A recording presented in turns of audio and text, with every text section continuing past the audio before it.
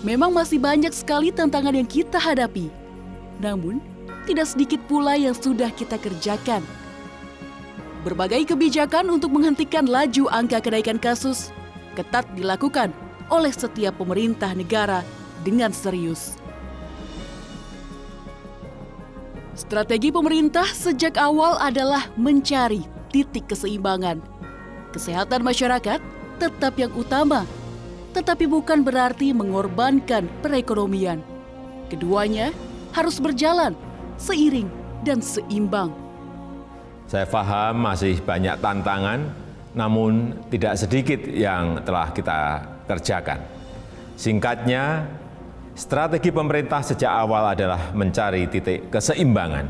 Sekali lagi, mencari titik keseimbangan. Saya tegaskan kembali bahwa kesehatan masyarakat, kesehatan publik tetap nomor satu. Tetap yang harus diutamakan.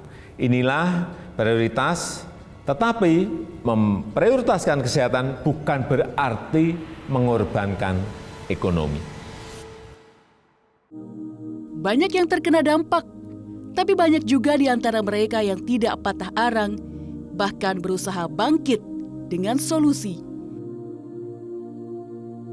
Beralih profesi pun terpaksa menjadi pilihan yang tak sungkan dilakukan.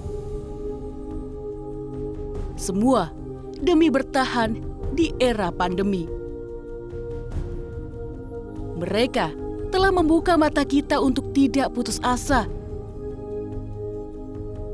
Berbagai data dan fakta menjadi dasar para ahli untuk memprediksi, mencoba menjawab pertanyaan, kapan pandemi akan hilang? Sambil terus melakukan berbagai penelitian, uji klinik yang sangat ketat, dan usaha keras lainnya dalam rangka pengadaan vaksin COVID-19, pemerintah tidak tinggal diam dan membiarkan masyarakat sendirian. Berbagai upaya pemerintah demi mengembalikan pertumbuhan ekonomi bertahap dilakukan.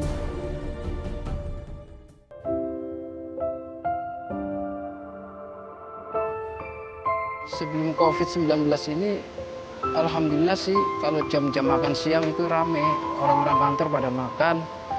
Tapi setelah COVID-19 ini sepi, orang kantor nggak boleh keluar, yang makan jam makan siang nggak ada. Pembelinya berkurang, jadi kita bawa sedikit aja pun masih kadang nggak habis. Omset kami menurun jauh sekali, 50%.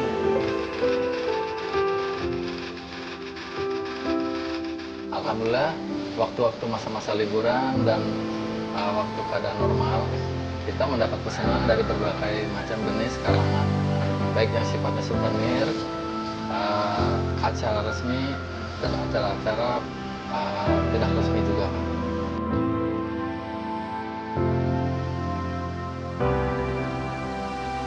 Aduh, itu yang tadinya kita 13 orang, mau nggak mau saya kurangi sementara menjadi 8 orang. Kita survive di 8 orang. Saya bilang sama tim saya, kalau kamu hanya mengandalkan seragam sekolah atau gathering-gathering, kita nggak akan hidup, saya bilang. Jadi kita akan bisa hidup kalau kita menyesuaikan apa yang ada sekarang. Ya, untuk pengurangan karyawan ini kita survive berlapan, itu 60% dari omset itu turun. Dan di situ kita sangat-sangat bingung kita mau ngapain. Karyawan juga bingung karena skill mereka adalah skill seragam.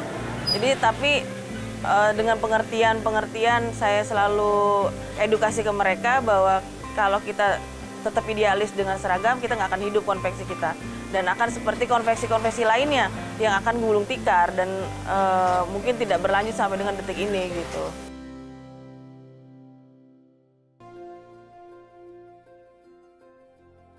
COVID-19 memberikan dampak nyata pada perilaku kehidupan bahwa kita harus bisa menyesuaikan diri pada perubahan.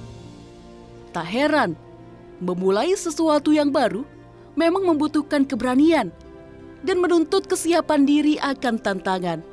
Apakah kita akan memilih bertahan atau menyerah pada keadaan? Jadi kita siasatin gimana cara nih kita bisa berputar otak biar tetap bertahan gitu. Yang penting ini orang nggak kita kurangin. Saya harus menghidupin karyawan 12 karyawan. 12 karyawan itu salah satunya ada yang di susu jahe, ada satu yang di pentol. Alhamdulillah pada saat ini kita hampir 80% memulai penjualan di online, Pak.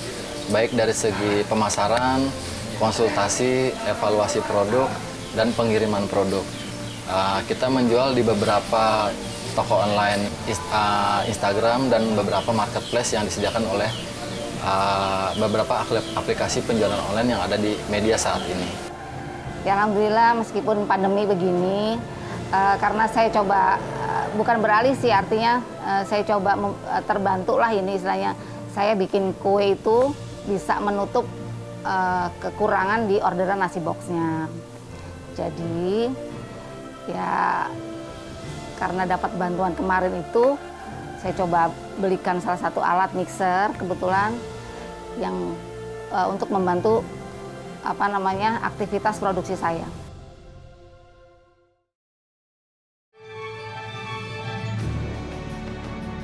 Pemerintah dituntut bergerak sigap.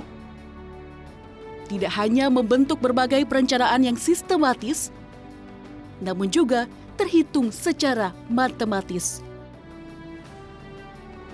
Protokol kesehatan ketat diterapkan, sementara program penyelamatan ekonomi terus dicanangkan demi masyarakat di semua lapisan. KPCPEN atau Komite Penanganan COVID-19 dan Pemulihan Ekonomi Nasional dibentuk oleh pemerintah dengan membagi 3 tugas utamanya, yaitu Komite Kebijakan, Satuan Tugas Penanganan COVID-19, dan Satuan Tugas Pemulihan dan Transformasi Ekonomi Nasional.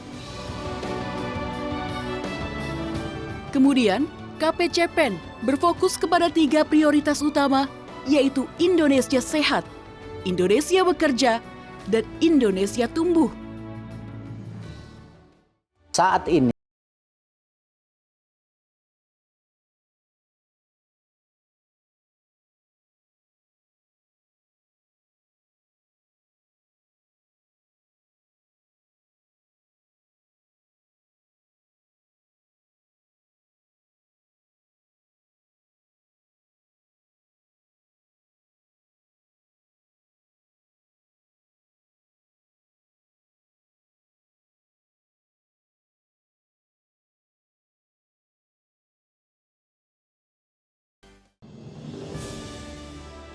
Langkah ini adalah wujud nyata dari sikap pemerintah dalam melakukan percepatan pemulihan ekonomi, di samping upaya pengembangan vaksin yang terus dilakukan dengan mendorong sektor-sektor prioritas seperti usaha mikro dan subsidi upah. Dengan adanya program khusus seperti ini, diharapkan agar pemerintah dan masyarakat dapat bersinergi dalam mengatasi pandemi. Sudah saatnya kebersamaan ini menjadi momentum baru untuk menjadikan Indonesia sehat, Indonesia bekerja, Indonesia tumbuh. Bersama-sama kita wujudkan kesehatan pulih, ekonomi bangkit.